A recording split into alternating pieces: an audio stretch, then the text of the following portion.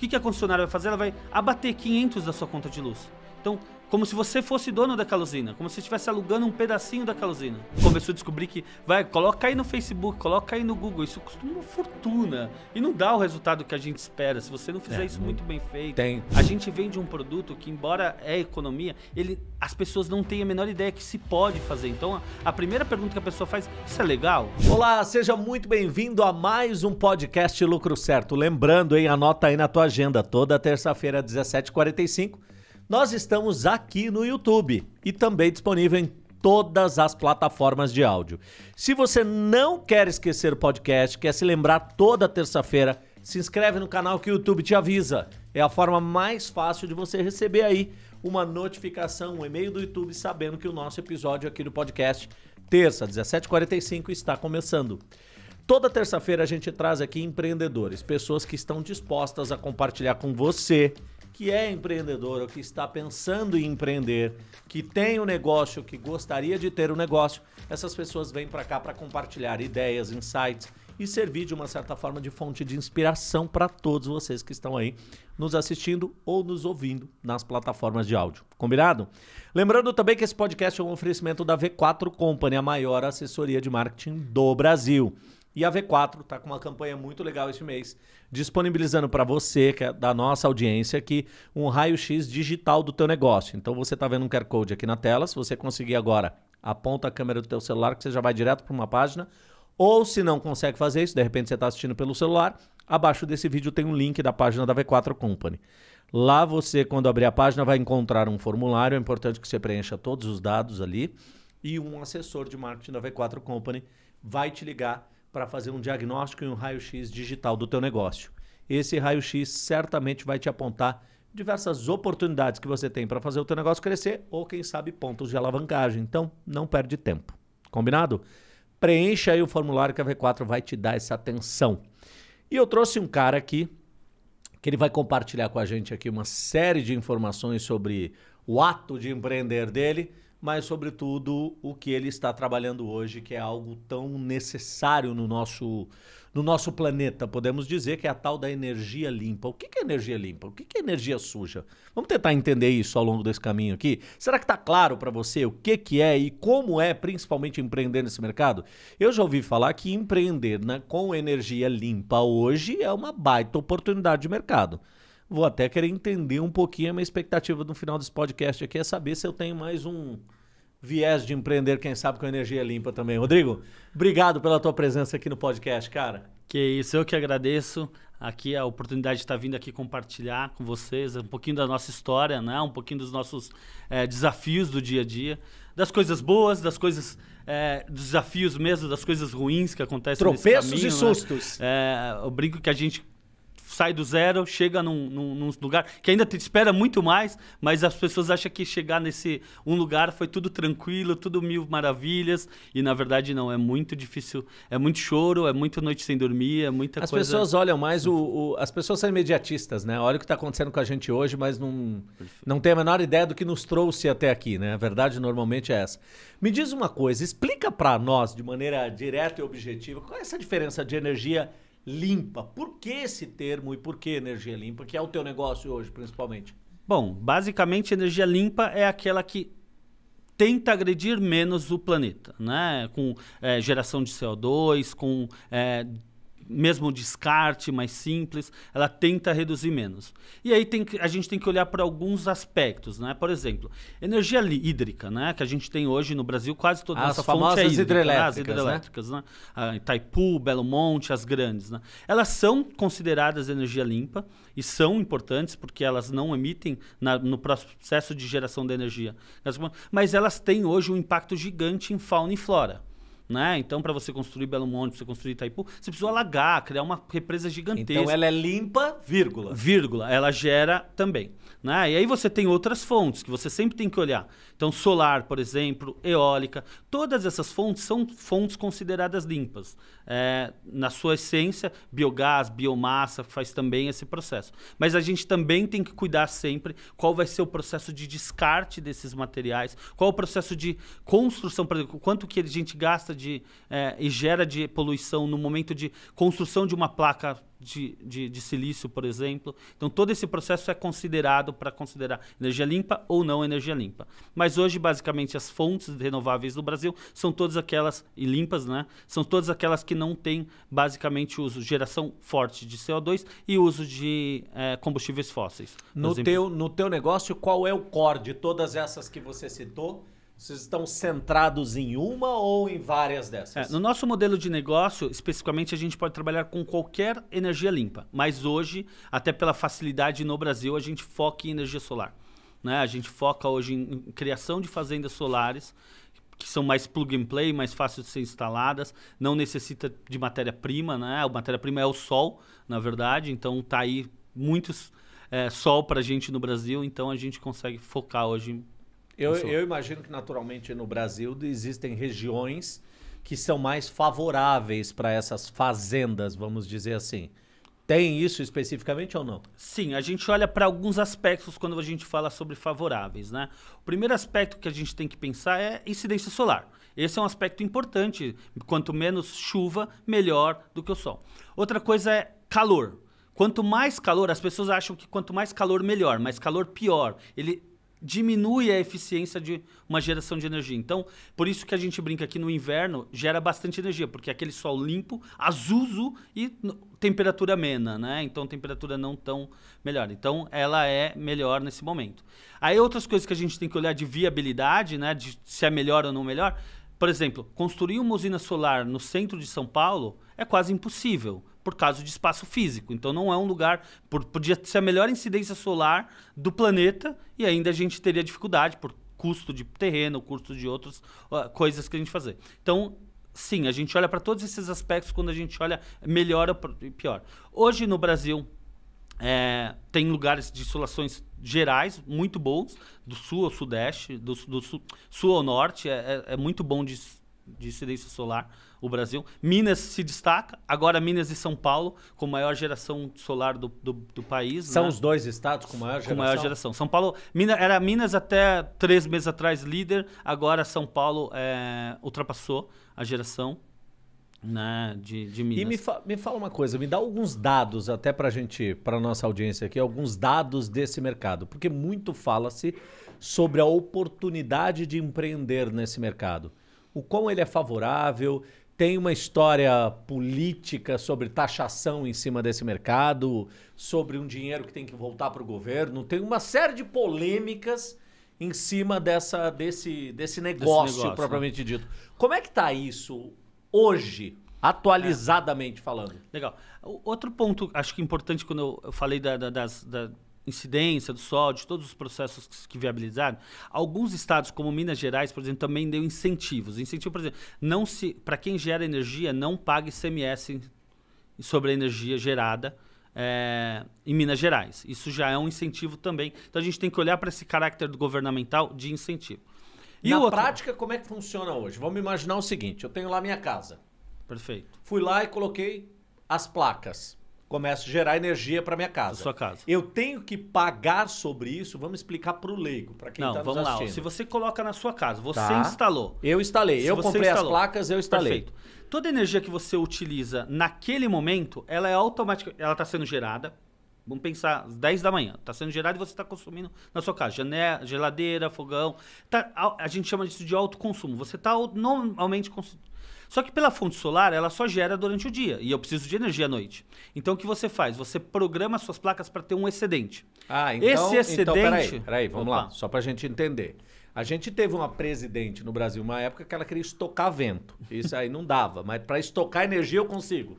Então, também consegue via baterias, mas não é esse o processo que a gente utiliza no Brasil, tá? Não é esse. Existem baterias, mas é uma outra discussão, a gente tem tá evoluindo bastante. É outra forma. A questão de estocar. Tem o hidrogênio verde vindo aí pra gente, de fato, estocar via hidrogênio e energia. Tem um monte de coisas chegando aqui. Mas vamos falar aqui, hoje como que funciona. Então, eu pego as minhas placas, eu dimensiono para um volume maior. Então, eu gero mais do que eu preciso. E eu devolvo isso para a rede. Eu coloco isso na concessionária.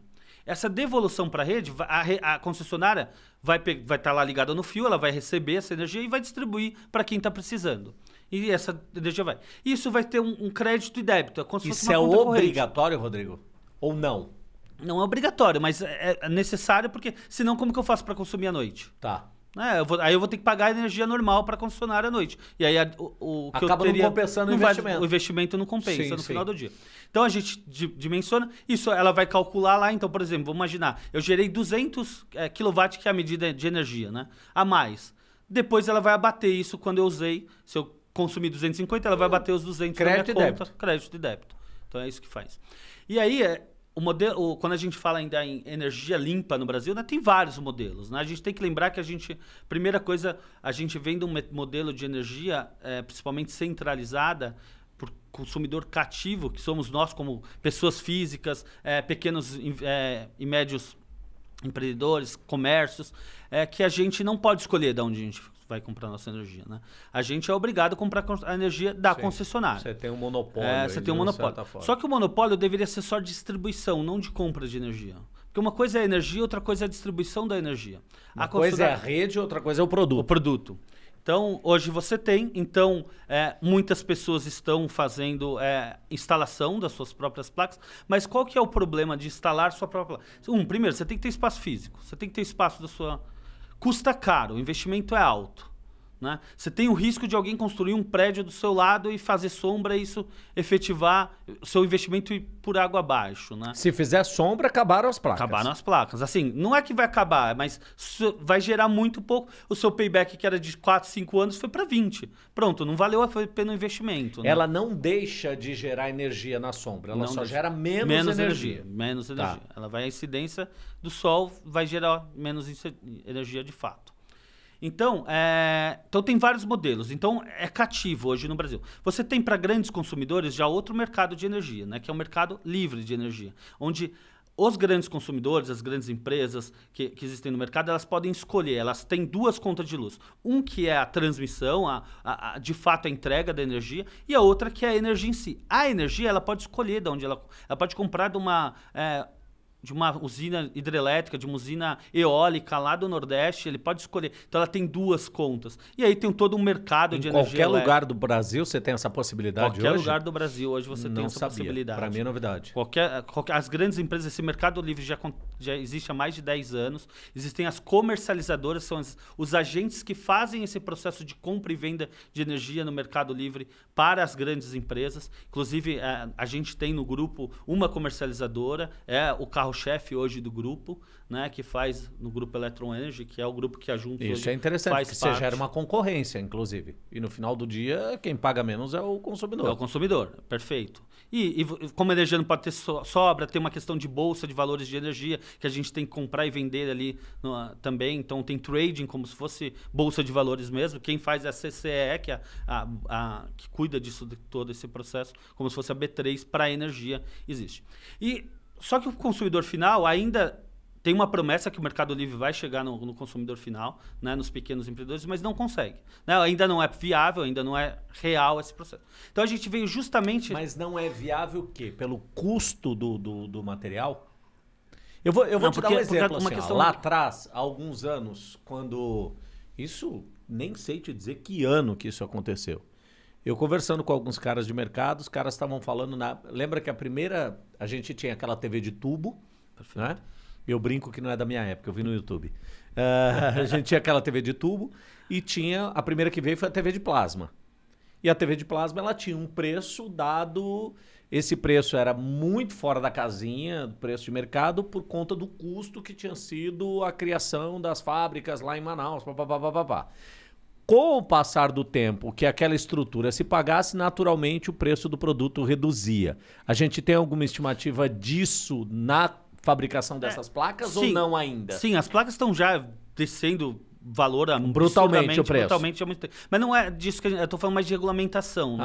Eu não posso, eu sou hoje obrigado Você tem limitações governamentais, não é de produção. Não dá para só falar que o governo não quer. É porque precisa criar uma logística, uma estratégia muito diferente. Precisa atualizar os medidores para ter uma ligação, uma leitura mais precisa dos nomes, tirar as pessoas ir lá e ficar lendo. Então tem todo um processo para ser feito até chegar lá. De modernização da rede. Da rede, dos modelos modelos, tem contratos de 30, 50 já vendidos que você não pode simplesmente ignorar. Não tem como desfazer. E de ignorar, Sim. você tem que garantir, porque alguém fez aquele investimento, você precisa garantir. Então tem toda uma modelagem. O governo vem trabalhando no Brasil para reduzir isso, mas hoje não é possível. Hoje o fato não é. Esperamos que daqui a 10 anos a gente entre era nisso. isso que eu ia te perguntar. Estima-se quanto tempo? 10, 15, 20, 30 anos? Acabou de baixar para quem é consumidor grupo A. Então, assim, que já é um pouco menor agora, acabou de baixar o mercado. Então, um dono de um posto de gasolina já pode ser consumidor grupo A, então ele consegue fazer algumas coisas. Então, já está começando a diminuir no Brasil.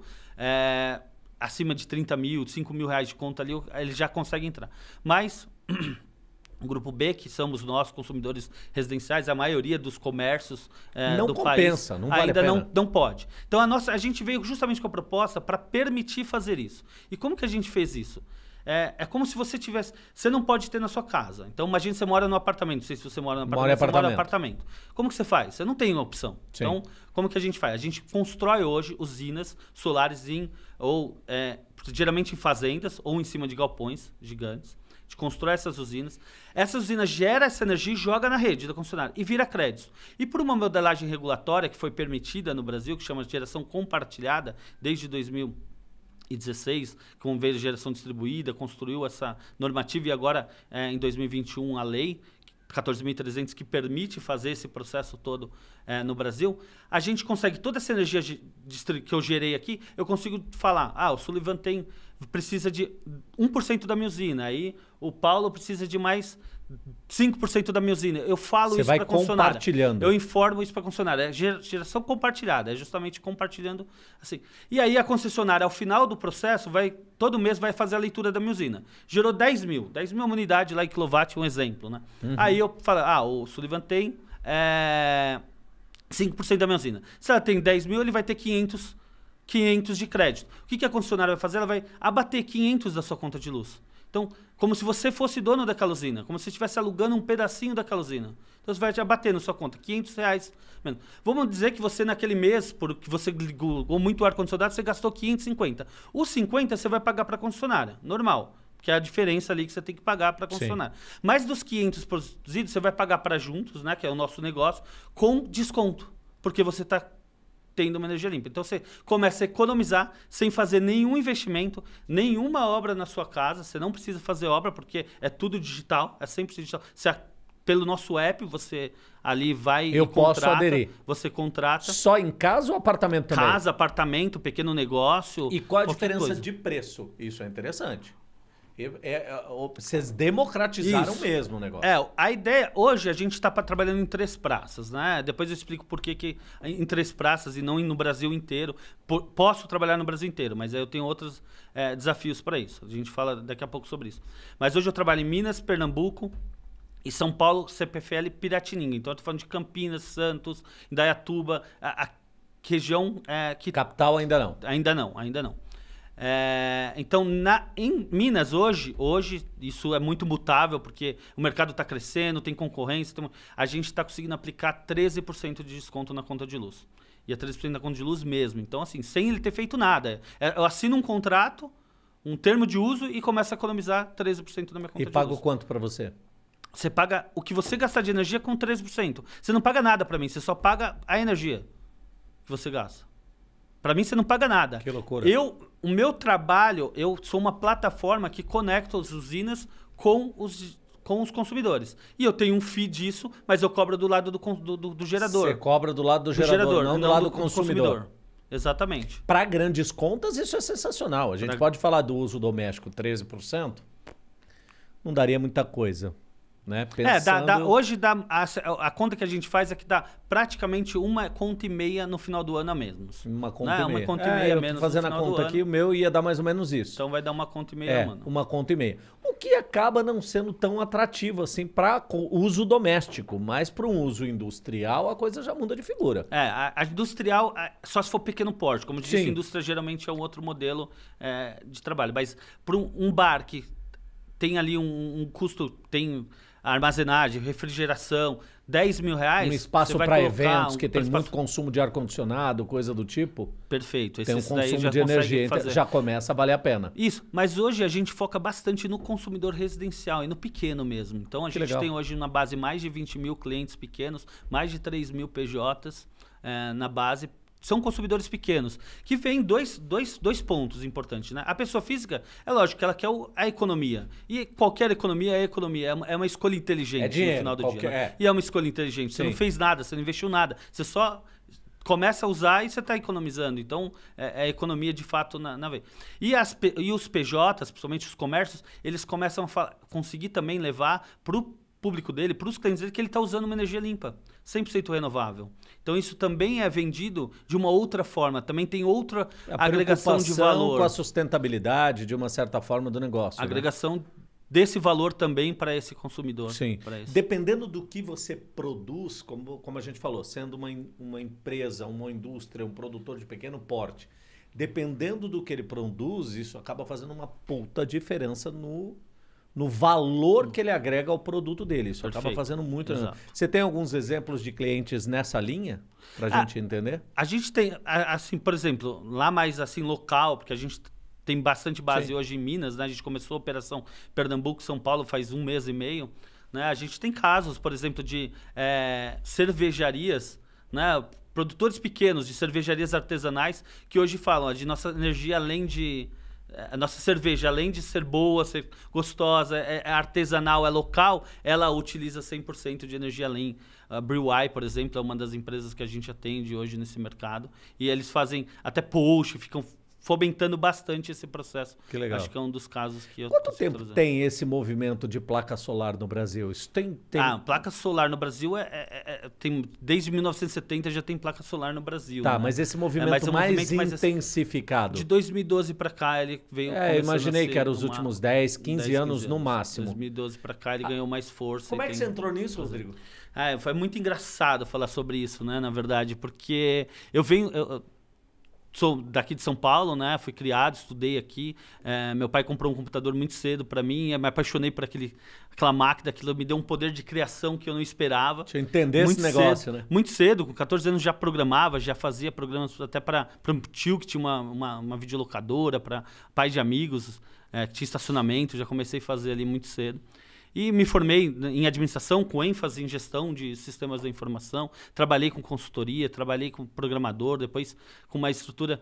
Comecei a liderar times em grandes empresas de tecnologia e sempre foi e sempre trabalhei com tecnologia, isso foi meu amor e continua sendo meu amor. Só que eu estava trabalhando como líder numa grande corporação e estava trabalhando bastante com a área da incubadora que tinha, né? Da aceleradora que tinha dentro dessa empresa, atuando diretamente com eles. E comecei a conhecer esse mundo de ecossistema de startup, essa coisa que estava começando a florir ali no Brasil, muito forte ali em 2015, já começando a vir muito forte. E eu falei, nossa, eu preciso me entender mais disso. Eu falei, vou passar um tempinho ali no Vale do Silício, vou lá, vou tirar férias, vou para lá, vou entender por que aquele lugar tem mudado tanto a nossa vida. Não é possível. Tudo que eu penso veio dali. Saiu dali, né? Se não saiu dali, foi para lá. Foi para lá, né? Também. O Facebook nasceu em Boston e foi para Califórnia para poder crescer e se globalizar. Falei, não, preciso ir lá entender. E aí eu fui entender esse negócio com duas coisas na cabeça. Eu tinha 2 metas de olhar. Uma coisa que eu já estava estudando bastante nos Estados Unidos, a evolução do cannabis, né? Estava muito forte como investimento de startups lá. E também aqui no Brasil, olhando mais para um processo global, a gente sabe que o carro elétrico vai vir e ele vai chegar e vai ser muito inevitável. Só que a gente sabe que hoje, por exemplo, eu morava aqui em São Paulo, morava num apartamento, num condomínio que tinha 2.000 vagas de garagem. Como você coloca para carregar o carro dentro de um condomínio que tem 2.000 vagas? Então eu queria entender um pouco como que vai ser esse processo e se tinha alguma oportunidade. De uma usina para carregar 2.000 carros. Principalmente carregar com velocidade. Você precisa passar ponto de energia para todos os lugares, também, né? Já é um desafio enorme. Falei, como que eu vou fazer isso? Nem tinha essa visão de usina. Eu tinha essa visão de como que eu vou colocar uma tomada em cada... 2.000 tomadas. em cada lugar. Então, a visão era bem mais simples. Mas não tinha ideia nenhuma de energia. Para mim, energia era muito engraçado. Para mim, energia era duas coisas. Ligar o interruptor ou colocar alguma coisa na... E como executivo aqui, a conta de luz estava ali em débito automático. Eu nem sabia quanto eu gastava, provavelmente, de conta de luz. Assim. Era pouco. Eu tinha um apartamento, nem tinha ar-condicionado, então não era muito, mas não tinha uma discrepância tão grande. E nesse processo lá no Vale do Silício, eu conheci uma pessoa, José Otávio, que hoje é meu sócio, né? Mineiro, e ele estava lá, a gente foi junto. Você sai de São Paulo para encontrar um mineiro lá no Vale do Silício? Lá no Vale do Silício. Na verdade, a gente se encontrou no aeroporto de Guarulhos, né? Porque a gente estava indo numa missão de uma empresa. Lugar. A gente estava indo numa missão de uma empresa, então já tinha os grupos especificados, então legal. A gente acabou se conhecendo em Guarulhos. E aí foi uma série de coincidências, a gente acabou indo sem combinar nada, a gente ficou um do lado do outro no avião, numa das pernas que a gente fez, e a gente começou a ficar amigo, e aí a gente ficou lá, fez o programa, fizemos a imersão, foi muito legal, tudo. Quando eu voltei pro Brasil, ele tava começando esse negócio. Ele estava ali, ele já tinha feito o MVP, colocado a primeira usina no ar, a primeira nesse modelo no Brasil todo, sofrido um bocado, porque a concessionária não queria deixar ele fazer, de jeito nenhum. Então, um negócio que tinha regulamentação para fazer em 3 meses, a concessionária demorou 1 ano para conectar. E estava naquilo ali. E estava começando, agora eu vou precisar validar se isso acontece. E ele precisava de alguém de tecnologia, começou a me pedir ajuda. E eu comecei a mentorar. Tinha um estagiário lá de tecnologia. Era ele o estagiário de tecnologia, só isso. A empresa era empresa.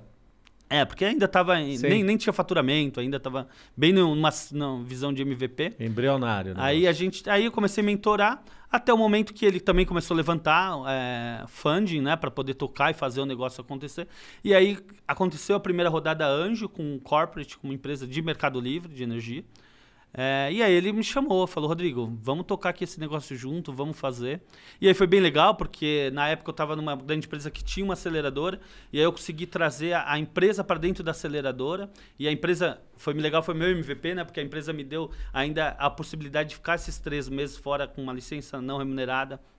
Se eu quisesse voltar, eu voltava, então foi muito bom assim isso, porque o útil o desafio, agradável. Porque quando você está bem estruturado, crescendo a empresa, já é um líder na empresa, você está crescendo, estava 12 anos nessa empresa, né? Então já estava bastante tempo fazendo uma carreira lá dentro. Você sair também, se desragar e falar, agora eu vou começar do zero, um novo negócio, um negócio que ninguém sabe como fazer no Brasil, é um desafio pessoal muito grande. Não é simplesmente você vai lá e fala, saio fazendo.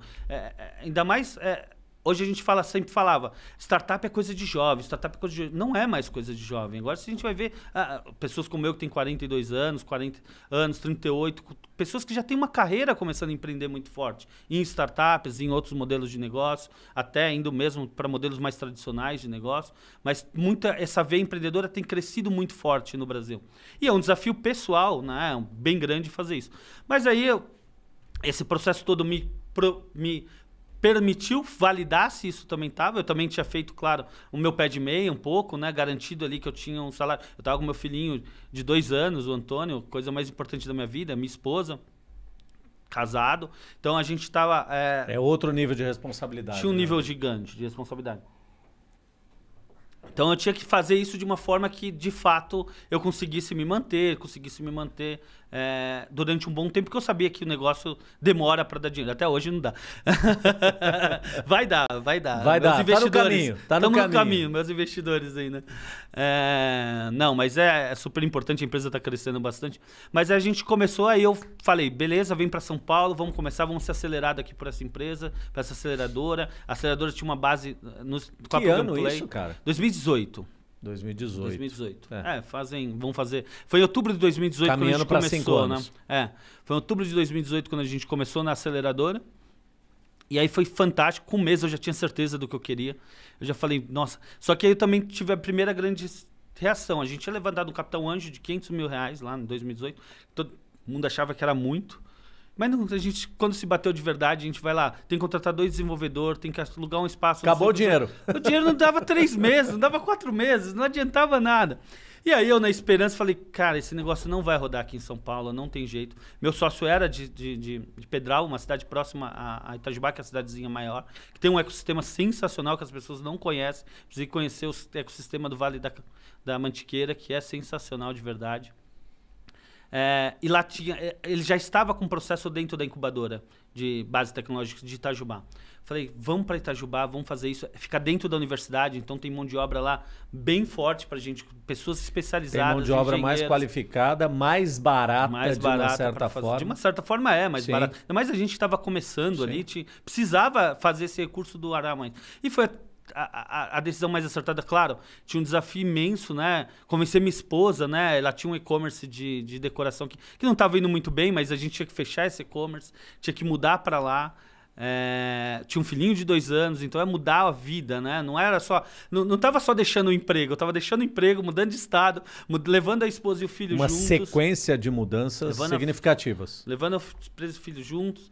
Mas a gente foi, acreditamos. Ela chegou lá, vamos embora. Ela também topou, ela também queria também esse momento, porque a gente sabe quão é complicado morar nos grandes centros hoje. Segurança, qualidade de vida, quando você vai para o interior é muito melhor. E a gente topamos fazer isso, fomos bem antes, um pouco antes da pandemia, né? 1 ano e meio mais ou menos antes da pandemia, que eu falo porque todo mundo tem essa leva agora, que um monte de gente foi, mas a gente deu esse passo um pouquinho antes. Se acostumamos muito bem no lugar, o lugar é super seguro, é uma cidade bem segura, uma cidade com uma estrutura de educacional importante, tem faculdade de medicina, tem faculdade federal, né, que é a Unifei. Tem uma estrutura de médico, saúde muito boa, nos adaptamos muito bem e começamos a tocar a empresa. E naquela visão, nas primeiras vezes a gente abriu vaga de estágio, você quer aprender aqui? Porque a gente não tinha dinheiro para pagar, então eu aprendia. Então era bolsa sem nada. Para não dar que a gente depois a gente começou a dar tipo 200 reais. Amigo, eu não tô te contratando, eu tô te dando uma oportunidade. Era mais ou menos isso? A venda da vaga, né? Eu não abro uma vaga, eu vendo uma vaga. Era mais ou menos. E no comecinho foi assim mesmo, e vinha gente, era muito legal. E a galera começava a ficar, e aí a gente via que estava dando certo, a gente começava, posso te dar 200 por mês, 200, já te dá ajudar a pagar o almoço, pagar alguma coisa. Como eu também era pequeno e dentro da universidade mesmo, a pessoa não precisava se locomover muito, então facilitava todo esse processo, né? E aí a gente foi galgando, e aí os desafios iniciais, né, do empreendedor. Meu sócio tinha começado esse negócio, feito MVP e vendido para 60 pessoas. Vendeu. Então a gente já tinha validado, vendeu, esse negócio vende. E vamos ser sinceros, vender desconto, vender economia é fácil, né? É fácil. Nada. Você tá botando dinheiro no bolso do cara. Em tese é fácil. Em tese é fácil, né? E aí vendeu, e aí a gente conseguiu fazer um contrato com a EDP, que é a empresa de energia de Portugal que atua em São Paulo. Porque a gente também tinha passado um processo de seleção deles, eles colocaram mais uma usina, a gente cresceu ali mais para 120 clientes, mais ou menos naquele momento, 130, mas vendendo ali também Friend and Families, eram os amigos do Zé, era a família do Zé ali em Minas. E aí a gente fechou com essa empresa que tinha colocado pra gente o Anjo, também construiu uma usina, mas aí é um investimento de 25 milhões, investimento já pesado deles, não, investimento da usina deles, mas a gente precisava sair ali dos 120 agora para 5 mil clientes. E agora vai ser moleza, moleza nada, né? A gente começou a tentar vender, fora do círculo de amizade, fora do círculo... E não tinha validado nada, né? A gente começou a descobrir que, coloca aí no Facebook, coloca aí no Google, isso custa uma fortuna. E não dá o resultado que a gente espera, se você não fizer isso muito bem feito. Tem uma lógica e uma ciência por trás do processo. Tem canais, de repente, são mais importantes do que esse. A gente vende um produto que, embora é economia, as pessoas não têm a menor ideia que se pode fazer. Então, a primeira pergunta que a pessoa faz, isso é legal? Não, calma aí, eu não tenho que pagar nada, eu não tenho que fazer nada, e ainda você está me dando... O mineiro fala assim, não, isso daí é golpe. É golpe. Isso é bom demais para ser verdade. Vamos lá, qual foi a primeira pergunta que eu te fiz aqui?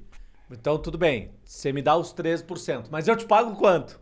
Não paga Quando nada. você me diz nada aí, Aqui, claro, você explicando é mais fácil a gente entender, mas numa relação comercial, a primeira coisa que levanta é a suspeita de um golpe, naturalmente. E até hoje, você entra no nosso Facebook, nosso LinkedIn, você vai ver, não, isso é pirâmide, isso é golpe, alguma coisa. E não é nada disso, é claro que não é. A gente é uma empresa séria que faz o processo. Existe um modelo, a gente tem um porquê de como que a gente ganha dinheiro. O gerador ganha dinheiro com a energia, não é com o processo. Então, ele vender um pouco mais de energia, ele paga o investimento dele do mesmo jeito em 5, 6 anos. E certamente ele vende mais caro do que o valor que ele está te pagando, obviamente. Com certeza. Ele está comercializando.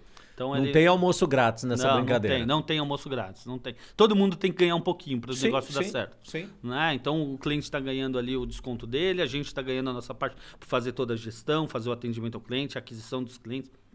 E o dono da usina, que fez o investimento do capital ali intenso, está ganhando porque ele criou um parque e aquilo está gerando energia para ele. Normalmente, pelo menos as coisas que eu já li, já estudei sobre, principalmente placa solar falando, o retorno do investimento tem um tempo considerável. Hoje gira em torno de quanto tempo, Rodrigo? Então, nessa modalidade que é a geração compartilhada, que é hoje que paga melhor, né? Porque a gente imagina que se a energia é 80 centavos o quilowatt, que é mais ou menos o preço em Minas hoje, você tira 13, você está ganhando ali 70 centavos, né? Mas lá em Minas estava sem isenção de ICMS ainda, porque é outro benefício de Minas, estava dando mais ou menos 4 anos, tá, de payback. Não é grande, é 4 anos. E você pensar que a usina ela tem uma garantia de 25 anos de fábrica. Não tá? é. Então, não é. 4 anos se pagou, daqui para frente é só ganhar dinheiro. Ela tem 25 anos, essa era a próxima pergunta que eu ia te fazer. Beleza, você tem 4 anos de payback, 25 anos de garantia. De alguns equipamentos, né? Tá. Não são todos, mas... Mas, vamos lá. Podemos dizer que 80% dos equipamentos? 80% do valor sim, investido? Pode ser, do investido. Agora, qual é a vida útil Então, a vida dessas útil... placas? Assim, o que ela acontece? Ano a ano ela vai perdendo eficiência. Prometendo até esses 25 anos, 70%, ela vai perder 30% da eficiência dela. Em 25 anos? Em 25 anos, tá. Isso. Então... Existem estudos, mas ainda no Brasil a gente tem desde 1970, mas era dentro de uma casa. Então a gente nem tem esse tempo para discutir ainda qual é não tem o como tempo. dizer.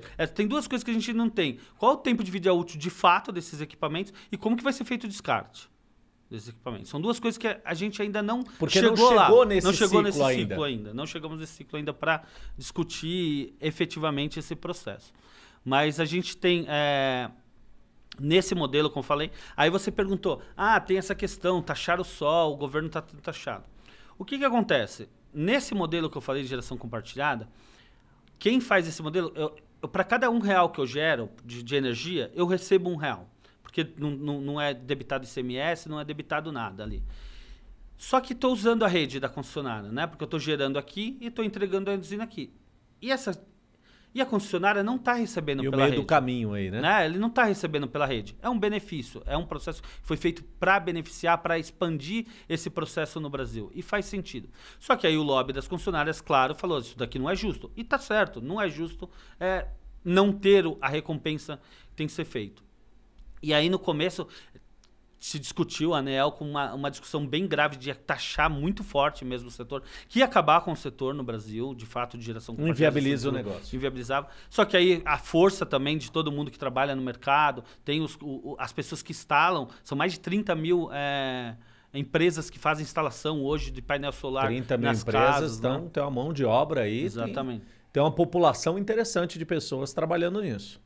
Então, as associações fizeram um trabalho, um movimento muito importante, um trabalho ali para poder falar, não pode ser assim. Também tem os benefícios, não é só os malefícios. Então vamos colocar na conta os benefícios. Então aí foi feita a lei 14.300, que é o marco legal da geração compartilhada, geração distribuída, que tenta buscar esse equilíbrio entre, sim, tem que taxar um pouco, tem que pagar a taxa de uso do fio, né? Tem que pagar a taxa de uso do sistema de distribuição, mas também tem que considerar os benefícios. E quais são os benefícios? Quando eu tenho uma usina mais próxima da geração, eu tenho menos perda. Porque, por exemplo, de Itaipu para trazer até São Paulo, você tem perda de energia no meio do caminho. Se eu tenho uma energia em Minas, gerando para a própria Minas, porque no nosso modelo, voltando aqui um pouco do que eu falei, por que eu estou só em 3 estados? Existe na regulamentação, eu só posso vender esses créditos para onde eu tenho a usina. Então, se eu tenho uma usina aqui no centro de São Paulo... Você tem um limite de distância, é isso? Não é de distância, é na mesma área de concessão. Então, por exemplo, para mim vender aqui para quem mora na capital, que é... esqueci o nome da concessionária agora. Enel. Da Enel. Eu preciso ter uma usina ligada na rede da Enel. Na Enel. Lá em Minas Gerais, eu tenho que ter CEMIG ou Energisa, eu preciso ter uma Energisa. Até porque uma na CEMIG e uma na Energisa. Senão você gera uma concorrência desleal. Você está trazendo de outro lugar para concorrer com quem está aqui. Até aí faz sentido. Então, como ela está muito mais próxima, tem o benefício de redução de perda. E a gente paga a perda na nossa conta de luz. Ela é calculada. A gente, consumidor, que paga a perda. Então, tudo isso precisava ser considerado nessa conta. Fora a questão do incentivo. Não pode matar um negócio que está começando ainda no Brasil. Energia limpa é um processo. A gente tem uma matriz maravilhosa hídrica, mas a gente precisa expandir para outros modelos, né? Porque a gente não tem mais condições de ficar construindo usinas hídricas pelo Brasil, afetando muito fauna e flora. As pequenas PCAs gás, ok, são pequenas, geralmente não precisa disso, mas as grandes não tem mais condições. E a eólica, cara, aí tem uma limitação muito grande, né, de região, não tem? Não só a região, acho que região sim, porque é vento, né? Sim. Então você pega lá Nordeste, Ceará, Vai rico, bem. Natal é super rico, mas não é só isso, é uma limitação de investimento. Hoje eu consigo começar uma usininha que a gente trabalha hoje, que a gente chama de micro usina, na casa de R$400 mil. Eu coloco uma usininha de placas e atende 60, 70 pessoas. Uma torre eólica sozinha custa 25 milhões. 20 milhões, dependendo da potência dela. E para ela ter um payback bom, você não pode construir uma. Você tem que construir um parque. 10, 15, 30, 60. E aí você multiplica isso vezes 20, você sabe o tamanho do investimento. Botar 10, 20, meio bi. Meio bi. O desafio da eólica é muito mais esse capital, esse investimento. Então, está crescendo bastante também no Brasil. Era a segunda, a solar passou agora a eólica, mas era a segunda... eu lembro disso. A eólica maior era... até e agora. Ela veio antes da solar, sim, inclusive. Ela ganhou força antes. A solar, que ganhou força agora nos últimos 2 anos e ultrapassou, né? No ano passado ultrapassou aí a eólica. Mas a eólica tá crescendo bastante no Brasil. Tem esse limitador porque é grande investimento, é investimento muito pesado para se fazer esse modelo. E quando você olha para os próximos anos aí, a Juntos Energia, qual é o modelo de negócio de expansão com relação a isso? Tem outros mercados que vocês estão olhando, outros modelos de negócio para isso? O que você dá um spoiler para nós? Eu acho que assim, primeira coisa que assim, por que a gente se juntou à Electron, né? Que era uma empresa comercializadora que trabalha com grandes players, né?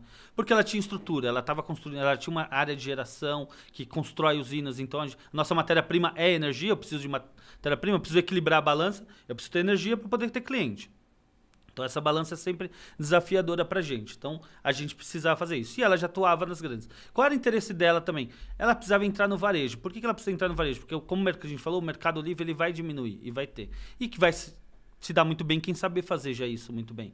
E a gente é uma empresa que trabalha no varejo. A gente trabalha com pequeno consumidor, né? Seja pessoa física ou seja pessoa jurídica, a gente trabalha com aquele consumidor. E trabalhar com aquele consumidor é trazer uma noção diferente do que as concessionárias faziam.